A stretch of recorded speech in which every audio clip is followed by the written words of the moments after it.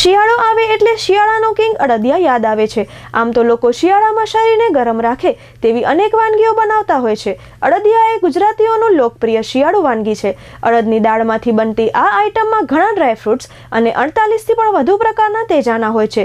શિયાળામાં અડદિયા ખાવાના અનેક ફાયદા છે। અડદિયા શરીરને આખા વર્ષ માટેની તાકાત પણ પૂરી પાડે છે। અડદિયામાં મુખ્યત્વે વપરાતી અડદમાં ભરપૂર માત્રામાં પ્રોટીન હોય છે। આયુર્વેદમાં અડદને ગરમ પ્રકૃતિનું કઠોળ ગણવામાં આવે છે। આ ઉપરાંત તેમાં ગરમ ગણાતા મસાલા અને તેજાના પણ નાખવામાં આવે છે।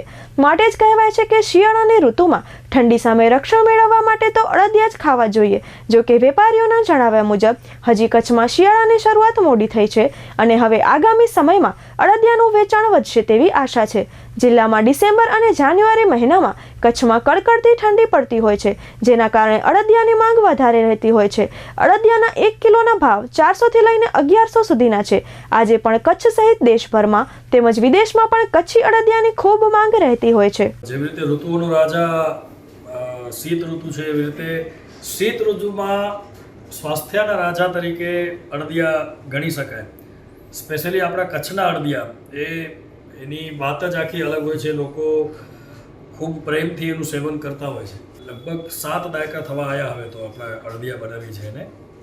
તો એમાં પહેલાં 32 મસાલા નાખતા જે કાટલામાં નખાય, હવે અમે ધીરે ધીરે મસાલાઓનું કેવું છે, ઘણીવાર અમુક ચીજો ના મળે, નાગ કેસર છે તો દર વખતે અવેલેબલ ના હોય, તો એ મસાલાના ગ્રાફને જાળવવા માટે અમે ધીરે ધીરે એક ચીજ વધારતા ગયા।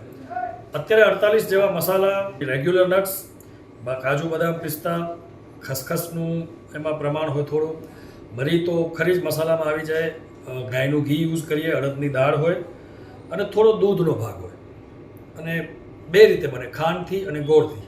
અડદિયામાં પહેલાં રેગ્યુલર અડદિયા જ બનતા આપણા, હવે ગોળના અડદિયા ખૂબ પ્રચલિત થયા છે આપણા। એના સિવાય સ્પેશિયલ કેટેગરીના અડદિયા બનાવીએ છીએ કે જેમાં એકદમ તેજ મસાલો હોય, વિદેશમાં જ્યાં ઠંડી એકદમ વધુ હોય ત્યાં એનું સેવન થઈ શકે।